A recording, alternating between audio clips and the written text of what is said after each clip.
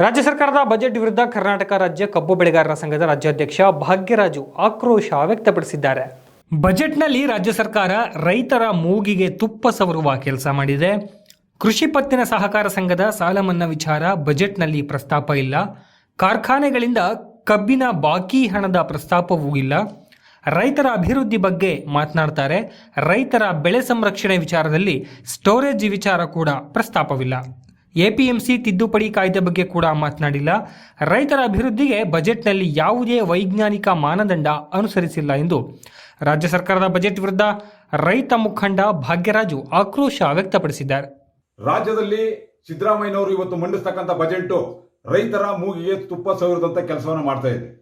ರೈತರ ಪ್ರಾಥಮಿಕ ಕೃಷಿ ಪತ್ತಿನ ಸಹಕಾರ ಸಂಘದಲ್ಲಿ ಸಂಪೂರ್ಣ ಸಾಲ ಮನ್ನಾವನ್ನ ಪ್ರಸ್ತಾಪವಿಲ್ಲ. ರೈತರ ಕಬ್ಬಿನ ಬಾಕಿ 950 ಕೋಟಿ ರೂಪಾಯಿ ಕೊಡ್ತಕ್ಕಂಥ ಪ್ರಸ್ತಾಪವಿಲ್ಲ. ರೈತರಿಗೆ ಪ್ರಸಕ್ತ ಸಾಲಿಗೆ 5,000 ರೂಪಾಯಿ ನಿಗದಿ ಮಾಡ್ತಕ್ಕಂಥ ಘೋಷಣೆಯನ್ನು ಕೂಡ ಇಲ್ಲ. ಒಂದ್ ಕಡೆ ರೈತರನ್ನ ಅಭಿವೃದ್ಧಿ ಮಾಡ್ತೀವಿ ಅಂತ ಹೇಳ್ತಾರೆ, ಕೋಲ್ಡ್ ಸ್ಟೋರೇಜ್ಗಳ ಬಗ್ಗೆ ಪ್ರಸ್ತಾಪನೆ ಮಾಡ್ತಾ ಇಲ್ಲ. ಕೃಷಿ ಉತ್ಪನ್ನಗಳಾದಂಥ ಹೂವು ಹಣ್ಣು ತರಕಾರಿಗಳನ್ನ ರಕ್ಷಣೆ ಮಾಡಬೇಕಾದ್ರೆ ಪ್ರತಿ ಜಿಲ್ಲಾ ಕೇಂದ್ರಗಳಲ್ಲಿ ಕೋಲ್ಡ್ ಸ್ಟೋರೇಜ್ಗಳನ್ನ ಪ್ರಾರಂಭ ಮಾಡಲಿಕ್ಕೆ ಪ್ರಸ್ತಾಪ ಬೇಕಾಗಿತ್ತು. ಜೊತೆಗೆ ಒಂದ್ ಕಡೆ ಭೂ ಸುಧಾರಣಾ ಕಾಯ್ದೆಯನ್ನ ಕೈ ಬಿಟ್ಟಿದ್ದೇವೆ ಅಂತಕ್ಕಂಥದ್ರ ಬಗ್ಗೆ ಚರ್ಚೆ ಇಲ್ಲ. ವಿದ್ಯುತ್ ಖಾಸಗೀಕರಣವನ್ನ ಕೈ ಬಿಟ್ಟಿದ್ದೇವೆ ಅಂತ ಹೇಳ್ತಾ ಇಲ್ಲ. ಎಪಿಎಂಸಿ ಕಾಯ್ದೆ ತಿದ್ದುಪಡಿ ಮಾಡತಕ್ಕಂಥ ವಿಚಾರಗಳಿಲ್ಲ. ಒಟ್ಟಾರೆಯಾಗಿ ರೈತರ ಕೃಷಿ ಉತ್ಪನ್ನಗಳಿಗೆ ಮತ್ತೆ ಕೃಷಿ ಉತ್ಪನ್ನಗಳಿಗೆ ಬೇಕಾದಂತ ಯಂತ್ರೋಪಕರಣಗಳ ಮೇಲೆ ತೆರಿಗೆಯನ್ನ ವಿನಾಯಿತಿ ಮಾಡ್ತಕ್ಕಂಥದ್ದನ್ನ ಮಾಡಿಲ್ಲ. ರೈತ ಉತ್ಪಾದನೆ ಮಾಡದಂತ ಹಾಲು, ಮೊಸರು, ಮಜ್ಜಿಗೆ ಇವುಗಳ ಮೇಲಿರ್ತಕ್ಕಂಥ ಟ್ಯಾಕ್ಸ್ ಅನ್ನ ನಿರ್ಬಂಧವನ್ನು ತೆಗೆಯತಕ್ಕಂಥ ಕೆಲಸವನ್ನು ಮಾಡಿಲ್ಲ. ಮೇಕೆದಾಟು ಯೋಜನೆ ಬಗ್ಗೆ ಪ್ರಸ್ತಾಪವೇ ಇಲ್ಲ.